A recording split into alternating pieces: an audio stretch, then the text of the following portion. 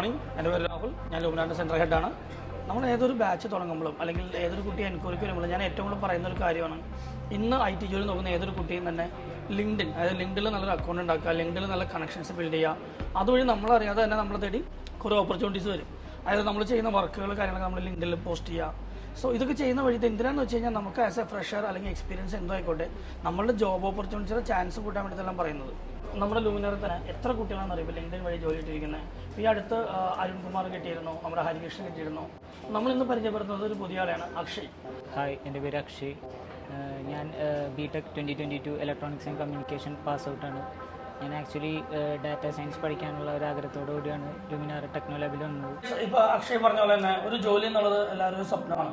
അത് ലൂമിനാറിൽ പഠിക്കുന്ന ഏതൊരു കുട്ടിയും അവരുടെ ആഗ്രഹം, അല്ലെങ്കിൽ ലൂമിനാറിൽ വർക്ക് ചെയ്യുന്ന ഏതൊരു സ്റ്റാഫിൻ്റെ ആഗ്രഹം ഇവിടെ പഠിക്കുന്ന കുട്ടികളുടെ പ്ലേസ് ആവണം തന്നെയാണ്.